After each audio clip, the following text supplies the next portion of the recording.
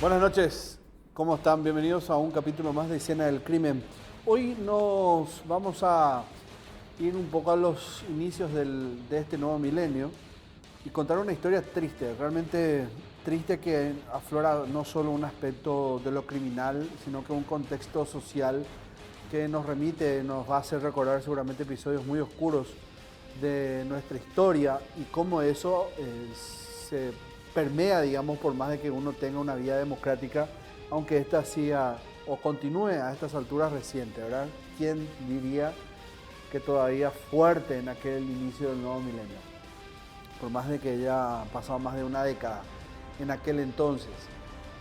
La historia de hoy envuelve el reclutamiento forzoso de un menor, de un niño de 13 años, su muerte en extrañas circunstancias, aunque los elementos que les vamos a ir relatando a lo largo de esta nueva historia nos hacen suponer de que fue golpeado, fue violentado, que fue torturado y murió a consecuencia de ello. ¿Cuántas historias similares o con un instinto al que van a tener hoy o con indicios al que van a ver hoy ya habrán escuchado? No a lo mejor con el mismo desenlace. Este fue el peor de ellos y toda una familia que está detrás. Vamos a conocer a los protagonistas, a la víctima en este caso, en el primer episodio, en el primer lugar, mejor dicho, de este nuevo episodio. Y su nombre es Pedro Antonio Centurión, de 13 años, como les conté al principio. Él es argentino y acaba la primera polémica de la historia. Domiciliado en Luque, él fue llevado a la fuerza para realizar el servicio militar. Meses después fue asesinado. Los dos sospechosos son, por un lado, Raúl Ortiz Ros, paraguayo, profesión militar, su graduación es coronel, domiciliado en Asunción, condenado a 90 días de arresto por faltas a la disciplina militar. Él y otro militar falsearon documentos y solo, digamos, probablemente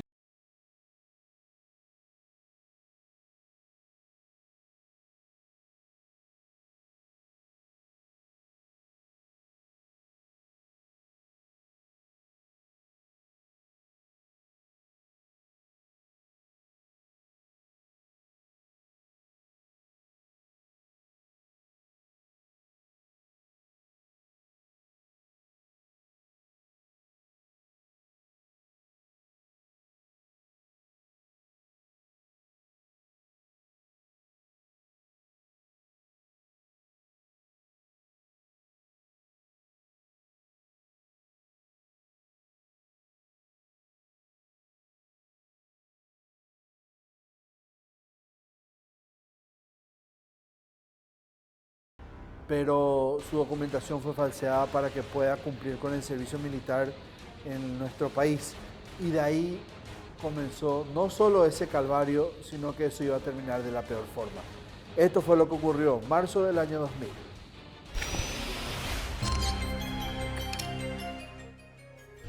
¿Qué pasó?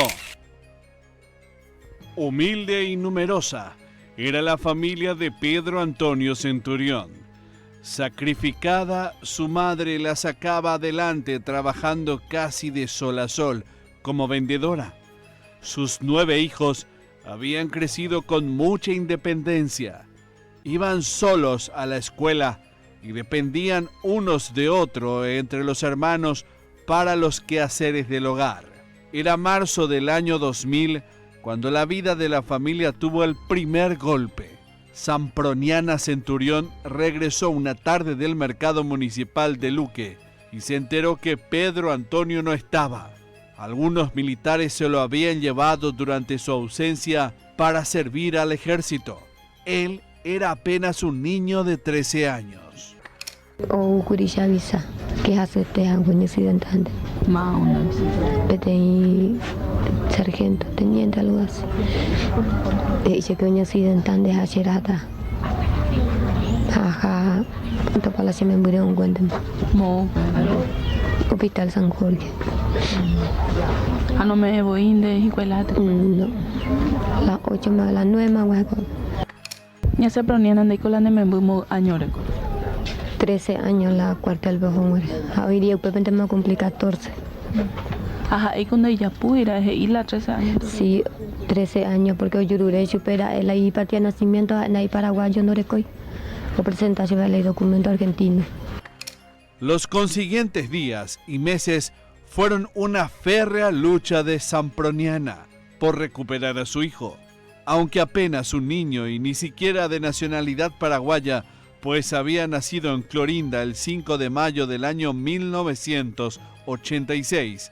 Los responsables del reclutamiento se habían asegurado de falsificar documentos para hacer legal su incorporación a la milicia paraguaya. Sí, pues yo copiaba un regalo y se ahí documento. ¿Han derecho para fuera las emisiones? Sí, se pone un ojo que hace domingo a ver cómo hace eso. Ahí se la y de estatura más físico en la cartelerona. No hay nada que ver le llega. Pesadillo. Porque en Deru se le llega. Agüero se llega y sube. Ya no sé más porque yo que se ve la liga, ve la putanga. El pequeño Pedro Antonio tenía primos que servían a la milicia y alguna vez les había dicho que soñaba también con ser soldado, pero no sabía el infierno que le esperaba. Al ser reclutado, fue trasladado a Fortín Cano, donde vivió en condiciones precarias. De ahí intentó escapar, pero lo encontraron a 40 kilómetros del cuartel. Tuvo que regresar al servicio militar y las autoridades militares lo enviaron al destacamento Vista Alegre, donde su vida acabó. El 12 de septiembre del año 2000, falleció en extrañas circunstancias. Sabemos que no hay tal cosa, ¿verdad? Te puedo decir con absoluta certeza de que no existen las muertes accidentales en los cuarteles. Y si las hay, es por negligencia de ellos, porque no deberían de permitir estas cosas. Un chico de 14 años portando armas, ¿a usted le parece? A los 13 años le reclutaron de la casa. Lo más grave de todo es que él es argentino, María. Lo más grave de todo, él es ciudadano argentino y fue arreado a la edad de 13 años de su domicilio en ausencia de la madre, delito tras delito.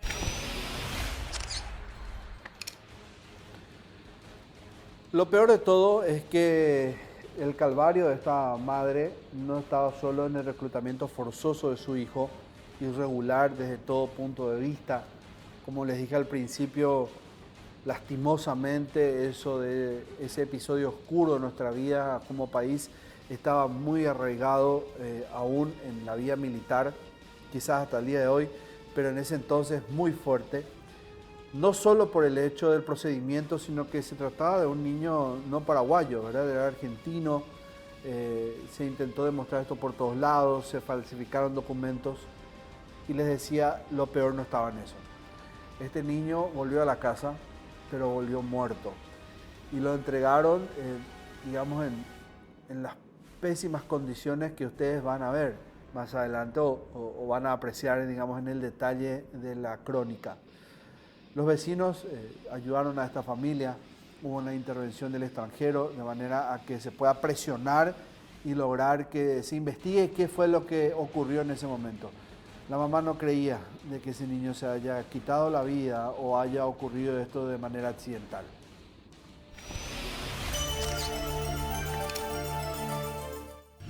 Lo llevaron a casa. Ese día, sus demás hermanitos participaban de un cumpleaños infantil en la casa de un vecino. Un grupo de militares llegó y le avisó a Samproniana que el cuerpo de su hijo estaba en la morgue. Ella no comprendió enseguida, creyó que Pedro Antonio sufrió un accidente o estaba enfermo. En un rotoso ataúd descansaba el cuerpo del niño.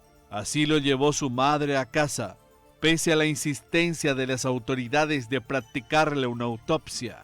Ella no entendía muy bien aquellos conceptos e insistió que le entregaran a su hijo. Así lo hicieron, y ese mismo día, el 12 de septiembre del año 2000, lo llevaron de vuelta a casa.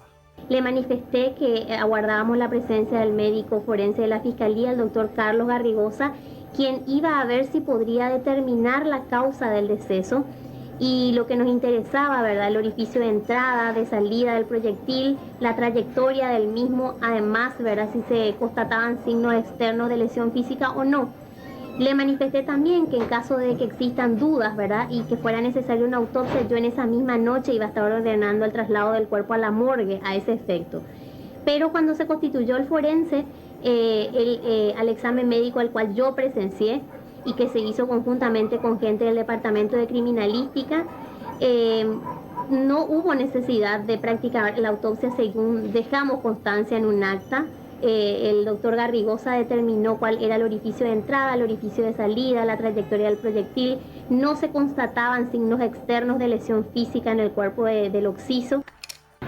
Y básicamente lo que llamaba la atención en esa oportunidad era la presencia de una herida, digamos, importante en la región del mentón, con anfractuosidades, pero con áreas de quemadura, digamos, y tatuaje en esa zona. Eso era lo que llamaba la atención. Y otro orificio en el cráneo, en la región frontoparietal. En esas circunstancias y teniendo en cuenta los objetivos, bueno, yo las cosas preliminares no sé, porque básicamente nuestra función como médico forense es establecer las causas de la muerte de una persona. Sin mirar el cadáver y nada por el estilo, ¿verdad? Estamos hablando de conjetura, ¿verdad? Todo es posible en balística. El hecho de que tenga un orificio mayor de entrada que el de salida puede darse, a mi criterio, en dos circunstancias, ¿verdad? Una, que se haya utilizado una bala de punta hueca o una bala de punta blanda, que son las denominadas de caza, que hacen una herida muy lacerante en el orificio de entrada, pero que normalmente no atraviesan, o sea, quedan dentro del cuerpo. El otro caso sería en que el arma haya estado en contacto con la piel. Entonces, los gases de la deflagración de la pólvora, que son los que impulsan al proyectil, al penetrar en el cuerpo humano, ¿verdad? Rompen y laceran en gran parte, ¿verdad? Lo que se da a llamar el orificio de entrada, que duplica o triplica el tamaño, ¿verdad? Pero para eso tenía que haber estado muy pegada a la piel entonces el arma, ¿no? Tendría que estar pegada a la piel. Es más, de ocurrir eso, normalmente queda tatuado la forma del caño del arma, ¿verdad? Queda un tatuaje circular que corresponde al caño del arma. Si suponemos que fue con un arma corta y recibió la herida de arriba para abajo, ¿puede también el orificio de salida tener una herida así muy...? Y habría que ver como primera medida, ¿verdad? El cuerpo, el cadáver, pero vamos a suponer, como vos me habías comentado, de que había impactado en el mentón, ¿verdad? Entonces sí podría darse el caso de que el orificio de entrada se dé en la parte superior del cráneo y el pequeño, ¿verdad? Y el orificio grande de salida en la parte del mentón. ¿Por qué sería al revés?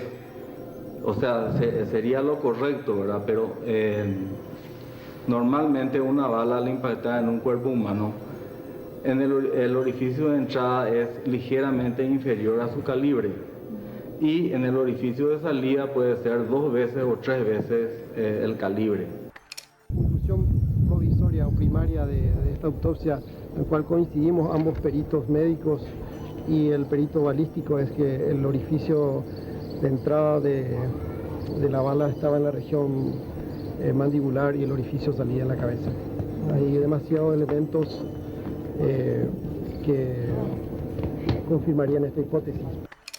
Al ver la situación, los vecinos también provenientes de humildes familias se unieron y colaboraron para comprar otro ataúd, dándole algo más digno.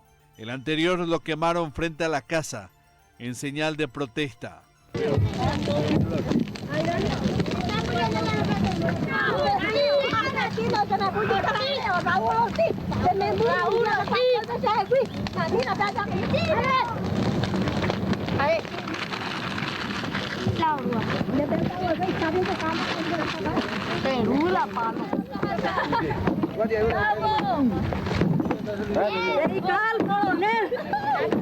La primera división es que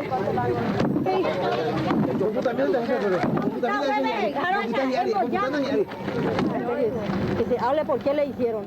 Pero como una extraña señal del destino, el funeral se retrasaría 3 días. Las intensas lluvias de un septiembre atípico del año 2000 dejaron aislado el cajón por 3 días. La familia decidió no llevarlo aún a enterrar. Me entregaron en un cajón de isopor. Y acá los vecinos y eso quemaron ahí en la calle. Y la municipalidad era que me donó el cajón. Y a los 3 días le enterré porque no me querían dar su defunción. A los 3 días. Sin tener en mano su defunción, acá la de la municipalidad me dieron la autorización. Algunos miembros de la comunidad argentina se enteraron que un niño de esa nacionalidad había muerto y varios días después de que fuera sepultado, lo sacaron bajo la tierra con una orden de exhumación y autopsia. Hasta entonces, la familia trataba de entender por qué Pedro Antonio había intentado sacarse la vida. Eso le habían dicho que ocurrió, pero la pericia determinaría otra cosa. Después de eso, la vida de la familia nunca más fue igual.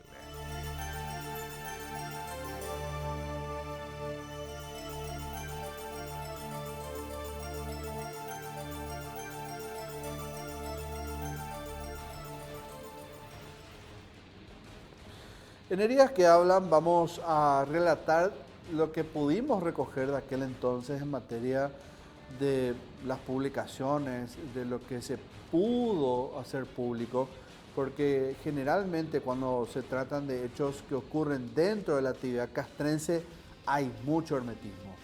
Muy poco es lo que se pudo sacar a la luz y por alguna cuestión hasta casi afortunada en la intervención extranjera algo pudo ver la luz, se pudo sacar, digamos, fuera de lo que es ese ámbito y tocar la justicia ordinaria. Entonces vamos a remitirnos a lo que algunos de los forenses determinaron y también especialistas en aquel momento en cuanto a balística. Pedro Antonio Centurión murió como resultado de un impacto de arma larga de fuego, y eso es uno de los primeros puntos que tienen que tener y prestar atención, tener en cuenta. Según el detalle de la autopsia, se trata de un proyectil calibre 9 milímetros que ingresó por debajo de su mentón y escapó por la parte superior del cráneo. Ingresó aquí y salió por el cráneo. Su muerte fue diagnosticada como traumatismo grave de cráneo con pérdida de masa encefálica.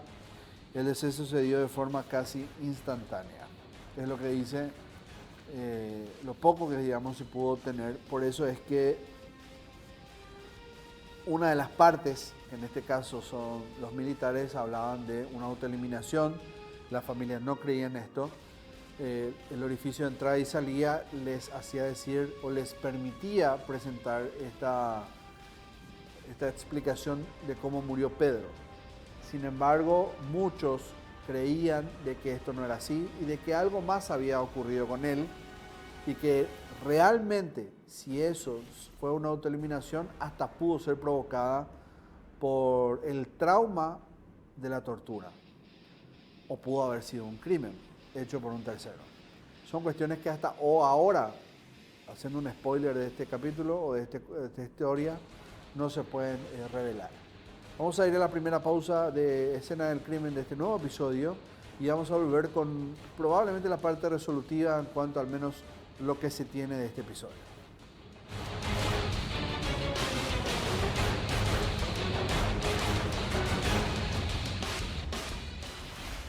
Volvemos de la primera pausa, recordándoles que hoy estamos contándoles una historia que había ocurrido en marzo del año 2000, cuando una mujer al llegar a la casa se encuentra con la sorpresa de que a su hijo lo llevaron a la fuerza. No fueron bandidos, aunque para ella lo sentía así. No fueron delincuentes, fueron militares. Lo llevaron reclutado a la fuerza a su hijo adolescente de 13 años, a Pedro. Pedro, a su corta edad, siendo argentino, tenía documentación falsificada o adulterada por los propios militares, según al menos lo que se pudo concluir, para que él continúe como si nada en el servicio militar obligatorio. Entonces esto hizo evidentemente vivir un calvario a toda su familia, a la mamá que estaba detrás de esto para poder sacarle a él de esa situación. Lo peor de todo no estaba en eso, sino que su hijo volvió, pero no como ella quería, volvió muerto. Volvió a la casa en un cajón de las peores condiciones. Fueron los vecinos los que ayudaron a que pueda al menos tener un féretro en condiciones. Y no fue sino que la embajada argentina la que ayudó a presionar para que se pueda investigar eso de la manera que correspondía, porque había muchas dudas con respecto a su muerte. Los militares decían que él se quitó la vida. Sin embargo, la mamá no creía. Para ella algo más pasó ahí. Para ella lo habían matado. Entonces, con la autopsia se determinó que él tenía una herida de bala, que tenía el orificio de entrada bajo el mentón y el orificio de salida en la parte superior de la cabeza. ¿Qué fue lo que había ocurrido con él? Era un proyectil de calibre 9 milímetros para un fusil. Es lo que se había determinado. A todo este misterio se le tenía que agregar una investigación que no duró mucho tiempo. Yo les decía que generalmente cuando se tratan de investigaciones militares, del fuero militar, está la justicia militar que establece sus penas, muy complicado porque choca mucho con la justicia ordinaria. Es muy poco lo que pueden llegar a ventilar o a dar a conocer. Y duele y se siente muy impotente porque se trata de la vida de una persona. Entonces fue ahí que se empezaron a encontrar la impotencia con la poca efectividad. La policía intentó de alguna u otra manera y el Ministerio Público hacer lo que tenía por algunos medios, pero lo único que probablemente haya resaltado más dentro de esta investigación fue la falsificación de documentos. Alguna que otra determinación de justicia militar en torno a una sanción administrativa para los superiores de este niño asesinado, pero muy poco en cuanto a resoluciones que puedan explicar qué ocurrió con Pedro.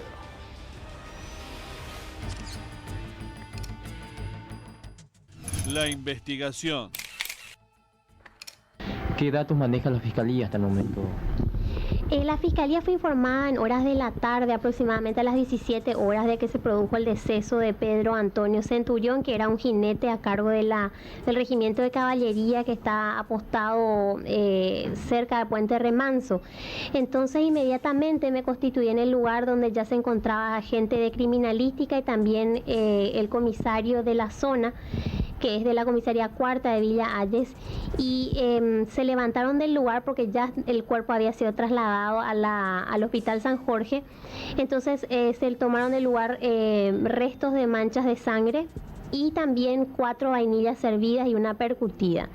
Además, si bien no pude conversar con el subteniente que le auxilió a la persona, a la víctima, ni bien escuchó el disparo, porque no tenía orden para hacerlo, igualmente le tomamos rastros de evidencia de ambas manos con gente de criminalística a los efectos de sus estudios laboratoriales. Para que Pedro Antonio Centurión pudiera cumplir con el servicio militar obligatorio, los miembros del ejército habrían falsificado su documento de identificación. Debían asegurar que tenía la edad necesaria para cumplirlo, como también la nacionalidad paraguaya para ese efecto. Por la falsificación de documentos, habría condenado a 3 meses de arresto a los coroneles Raúl Ortiz, el comandante de la unidad y jefe de reclutamiento número 17 de Villa Ayes, y también a Julio César Cardoso, comandante de la Segunda División de Infantería. Pero la justicia ordinaria archivó desde el año 2001 en la unidad penal número 3 del Ministerio Público la carpeta sobre el asesinato, aduciendo que no pudo individualizar a los responsables. El 21 de noviembre de ese año, la Fiscalía decidió encajonar el caso. Supuestamente, luego de agotar las diligencias investigativas en el proceso, tanto en la vía ordinaria como en el fuero militar, el caso se terminó.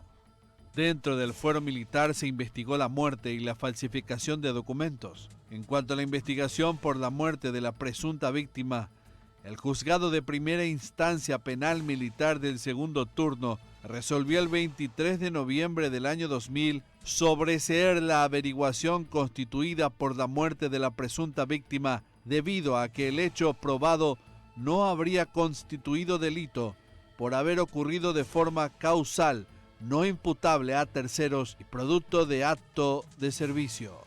Respecto a la falsificación de documentos, el Estado alegó que el juzgado de instrucción militar del tercer turno instruyó sumario respecto de la averiguación y la comprobación de los hechos. El 9 de abril del año 2001, la Corte Suprema de Justicia Militar resolvió calificar de falsificación de documentos como faltas contra la disciplina militar, estableciendo como responsables al coronel Raúl Ortiz Ros y al coronel Julio César Cardoso como autores responsables. Se les sancionó a sufrir la pena de 90 días de arresto.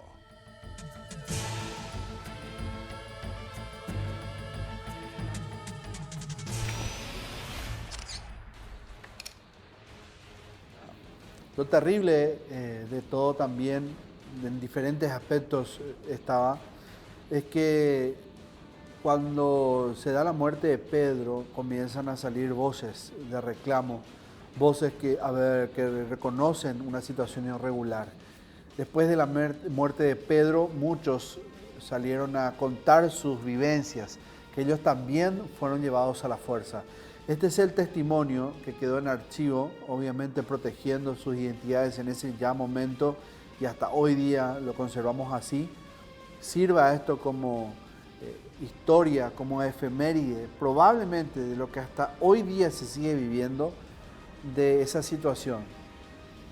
Muchos que siguen llevando a la fuerza a niños para cumplir con el servicio militar, pese a que esto implica una serie de violaciones a los derechos humanos. Pedro no fue el único. Cuando falleció, se convirtió en el soldado número 81 en fallecer en extrañas circunstancias.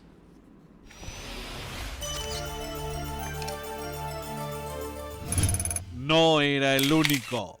En el año 2000, la muerte de Pedro Antonio Centurión constituía la número 81 de soldados fallecidos en extrañas circunstancias en servicio. Ninguno de ellos fue aclarado, pero la insistencia de la familia logró que el caso trascienda a través de los años. En aquel tiempo, varios adolescentes contaron ante los medios de comunicación sus propias experiencias. Relataron todo tipo de torturas a las que eran sometidos en el servicio militar. La mayoría de ellos había intentado escapar alguna vez, pero fueron llevados nuevamente a cumplir el servicio. Muchos lograron desertar. Y siempre nos amenazaban todos. ¿Por qué? Y por cualquier cosa que hacíamos nos amenazaban. A mí me rompieron la boca, la cabeza una. ¿Y hace cuánto tiempo que vos desertaste? Yo no deserté. ¿Qué entonces hiciste? Permiso vine y no quise morir. Bueno, entonces es deserción también de todas maneras. ¿Vos podías dar nombre de la gente quienes les pegaba a ustedes? No puedo. ¿Por qué? No puedo. Me van a amenazar ellos, pues me van a encontrar. ¿Y de qué manera, por ejemplo, les golpeaba a ustedes? Y con muchas cosas. Y contarnos, por ejemplo, con machete, muchas cosas. ¿Con machete? Machete, nos agarraban, nos pegaban. Si nosotros no podíamos poner, si él, como por su insignia se creía. Nosotros no podíamos hacer nada, si nosotros estábamos en su poder. Yo renuncio al teniente primero, nomás que me amenazó todo mal, que me iba a romper otro lado de mi brazo. Y por eso yo me fui de ahí. ¿Quién es el teniente primero? Teniente primero Pedro Argüello, señor. Pedro Argüello. Sí. ¿Por qué te perseguía?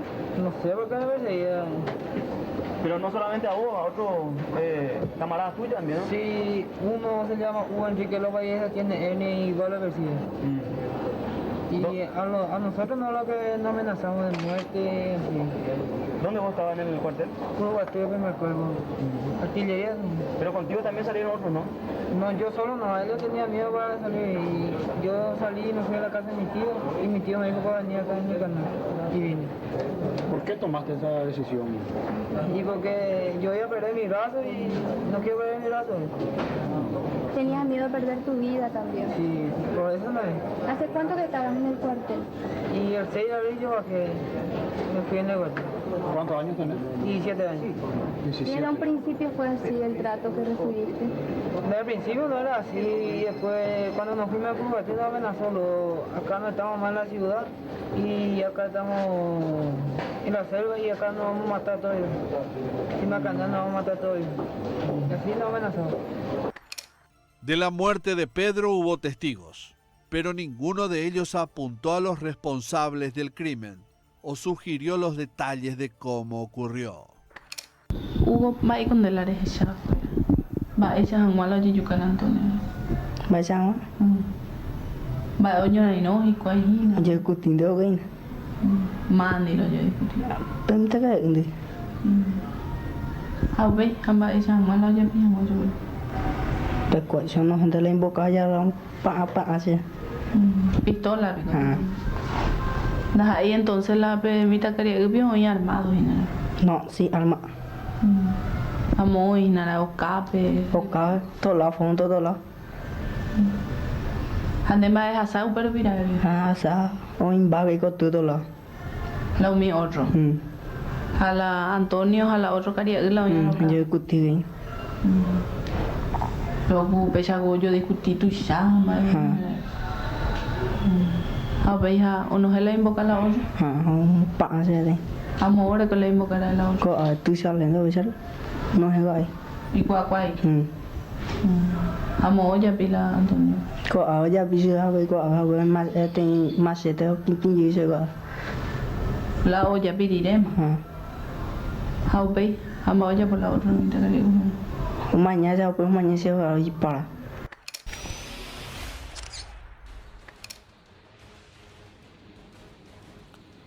No fue hasta mayo del año 2005 en que la Comisión Interamericana de Derechos Humanos tomó intervención en el caso de Pedro.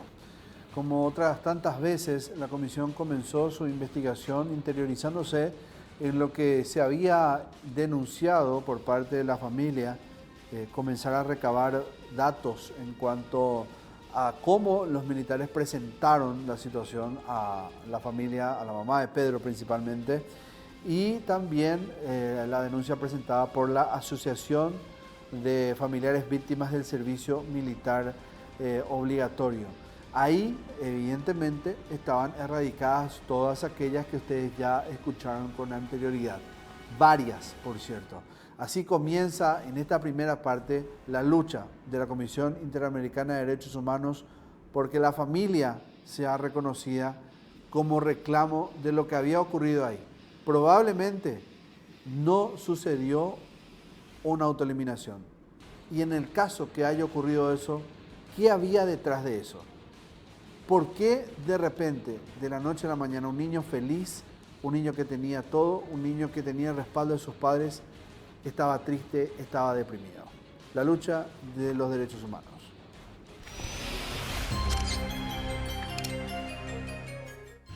El comienzo de la lucha. El 12 de mayo del año 2005, la Comisión Interamericana de Derechos Humanos, en adelante la Comisión Interamericana o la CIDH, recibió una denuncia presentada por la Asociación de Familiares Víctimas del Servicio Militar, en la cual se alegaba responsabilidad internacional de la República del Paraguay en la muerte de Pedro Antonio Centurión. En ella se expusieron las violaciones a los derechos humanos cometidos por el Estado paraguayo y las fuerzas militares durante los 9 meses que sirvió al destacamento de caballería y donde no se pudo individualizar al autor de su muerte. Como una de las tantas medidas de reparación por la muerte de Pedro Antonio, en el año 2009 el Estado resolvió el ascenso póstumo al grado de vicesargento primero al muchacho y derecho al cobro de pensión a los familiares. Posterior al crimen de Pedro Antonio, la legislación paraguaya también se destacó con el proyecto de ley que modificarían las leyes número 5069/75 del servicio militar obligatorio y la ley 123/52 del Centro de Instrucción Militar para Estudiantes y de Formación de Oficiales de Reserva, CIMEFOR. Con esto, se prohibiría en forma absoluta la incorporación de menores de 18 años al servicio militar. El 3 de marzo del año 2006, la Orden Especial número 42 prohíbe el reclutamiento de personas menores de 18 años.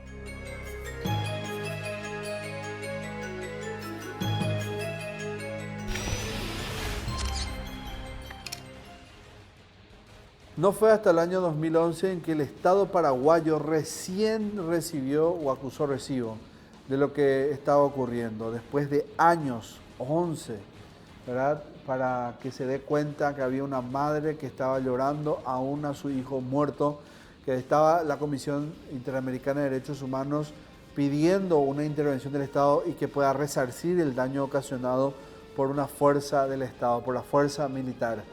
Ahí pasarían de ese año de reconocimiento del 2011 al año 2019, en que finalmente podría resarcirse con una cuestión económica, con un pago de pensión por la muerte de Pedro. Acuerdo y transferencia. En el año 2011, el Estado paraguayo firmó un acuerdo de solución amistosa con la señora Semproniana Centurión, que incluyó varias medidas de reparación, asumiendo la responsabilidad internacional. Durante el proceso, la madre de Pedro atravesó varios problemas económicos y para continuar con el juicio de sucesión de su hijo fallecido, fue hasta la Defensoría en lo Civil y Comercial de Luque, a cargo de la abogada Clarice Cáceres. Por aquellos días, Semproniana debía cobrar una pensión y para eso precisaba ser declarada como heredera. La defensora impulsó el proceso y el juzgado la declaró heredera. También la acompañó en el proceso de cumplimiento del acuerdo de solución amistosa en lo relativo a la reparación económica. Luego de 19 años, el 23 de julio del año 2019, el Estado cumplió con uno de los compromisos asumidos, la transferencia de un inmueble muy valorado por la señora Semproniana, aunque el dolor por la pérdida de su hijo es irreparable. Tras la entrega del terreno, se le informó que el Ministerio de Urbanismo se estaba encargando de la construcción de su casa propia y en agosto de ese mismo año la inauguró. En el cuartel donde fue asesinado se construyó un monolito en honor a él y la calle donde viven sus abuelos recibió el nombre de Pedro Antonio Centurión. Y ahora vamos al último corte en escena del crimen y al volver, no sé si llamarle el desenlace de esta historia, pero sí el episodio llegará a su final. Pausa y ya volvemos.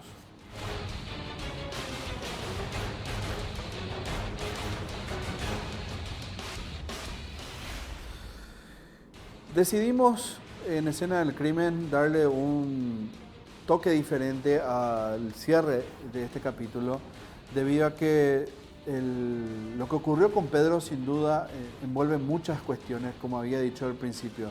No solo se trata de la cuestión de la extraña muerte de él, que tiene mucho de crimen y no de una muerte autoinfligida. Se trata de un aspecto social, se trata de haberlo llevado a la fuerza, que sí pudo probarse. Afortunadamente eso quedó y por algo una fría, tímida reacción y sanción militar de apenas 90 días de arresto para 2 coroneles, 2 militares de carrera de rango superior. Pero al menos se pudo probar con eso de que falsearon datos para hacerlo ver como paraguayo. Entonces decidimos por eso cerrar de una manera diferente y mostrar quién era Pedro, para que al menos la memoria de un niño les moleste a quienes tienen ese pensamiento enfermizo de cómo hoy se tiene que respaldar la patria, o aquellos que lo hicieron, que alguien les cuente si es que no lo están viendo, a quién decidieron poner punto final, de la manera en que lo hayan hecho, porque por algo terminó de esta manera. El recuerdo de Pedro desde su familia.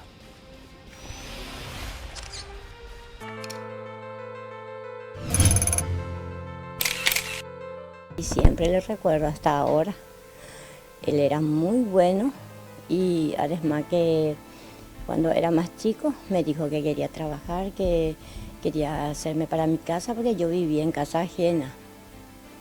Cuando eso yo vivía en casa ajena y me dijo que cuando él era grande iba a trabajar, que me iba a comprar para mi casa. La verdad que sí, pero no como yo quería, ¿verdad? Sí, como te digo, no era como yo quería, ¿verdad? Pero tengo una casa que el Estado me dio, un terreno con casa, pero ese está en Camino a Samber. Todavía no está el título, pero ya tengo. Trabajaba de chiquito con una señora. Acá cerca está una señora que juntaba leña y que llevaba en la fábrica, en un carrito. Y con ella lo que él suele trabajar. Era trabajador y muy bueno, la verdad que sí, era muy bueno. La verdad que sí, porque viste que él estaba en Vista Alegre, acá cerca de Remancito, y después le trasladaron hacia el Chaco, y de ahí él se escapó. De ahí él se escapó, a los 8 días le trajeron otra vez acá, y después le dieron ¿cómo te voy a decir? De permiso.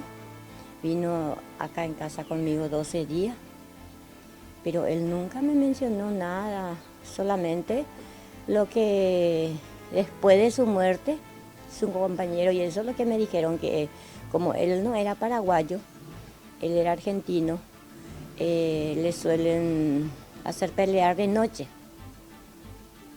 su jefe y eso, solamente eso, pero él nunca se quejó de que le maltrataba ni nada. Solamente después de su muerte, lo que me contaron.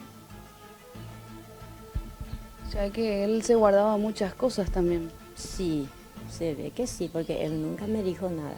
Estaba bien, estaba alegre. Yo no le noté nada raro. Y cuando se fue, después de su de Franco, digamos, a los 8 días por ahí ya le mataron. Siempre a la noche le suelen hacer pelear, peinupañan de pecurepibe, así le decía. Y él como era grande se peleaba. Él se iba a la escuela. ¿Qué grado hacía? 5º. O sea que él estaba haciendo una vida normal hasta que le llevaron. Sí, estaba haciendo su vida normal. Un día era que yo no estaba en casa y por acá había unos cuantos muchachos que se iban a ir, de que mi hijo era grande y le llevaron sin mi permiso. Al día siguiente yo me fui para traerle, pero ahí en el cuartel me dijeron que él ya tenía la estatura, porque era grande. Y ahí yo le dije que él no era paraguayo, además que era menor de edad. Y me dijo que eso no era problema, que ellos le iban a hacer su documento paraguayo. Y él se hallaba, él se quería quedar, ¿verdad? Pero yo le quería traer, pero él no quiso luego venir. Yo digo que estaría bien, porque él siempre quiso trabajar, siempre me decía que quería trabajar, que me quería tener como una reina, que el día de mañana cuando él trabaje, que me iba a comprar para mi casa, para que yo pueda vivir en mi propia casa y todo eso. Y como te dije, trabajaba con una señora que juntaba leña y llevaba en la fábrica, en un carrito. Cuando eso acá todavía era todo yuyar. Solamente una partecita lo que había casa. Ahora recién se está, como te digo, todito acá era yuyal, no había lo casa. ¿Y él solito salía a la mañana, temprano? Sí, con la señora. Sí, se iba a juntar leña. Guapo era, muy bueno. Viste que el Derecho Humano pidió que se le investigue quién fue el que le mató, y ya pasaron muchos años y dónde vamos a saber quién fue ni cómo fue. Entonces mi hijo pidió la casa con el terreno a cambio de eso.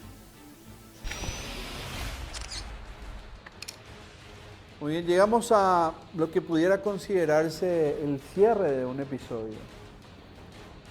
Y me genera muchas impresiones y también muchas sensaciones. Yo dije al principio de que hasta hoy día esto se siente y sigue muy arraigado, el sistema de cómo reclutar, de cómo llamar al servicio militar. Servicio militar, servir. No debería ser obligatorio, ¿no? Y si alguien no quiere ir, o si la mayoría no está queriendo ir, o si varias generaciones ya no quieren acudir, es porque algo está ocurriendo en la manera, en el llamado, desde hace mucho tiempo. Esa forma de pensar que traemos de los tiempos más oscuros de la dictadura es la que generó muchas muertes. Ya se van a dar cuenta por qué. Del por qué la voz de Pedro, si bien probablemente la quisieron acallar, no se puede dejar de escuchar, porque más cosas pasaron después de él, después de ese año 2000.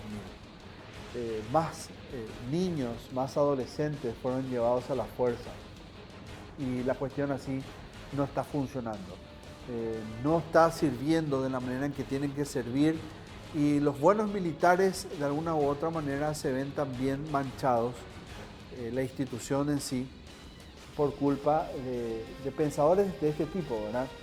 Porque esto sin duda es parte de un todo. Que quede en el recuerdo de Pedro, que historias como esta siempre le vamos a continuar contando con la profundidad y la responsabilidad y el profesionalismo que corresponde.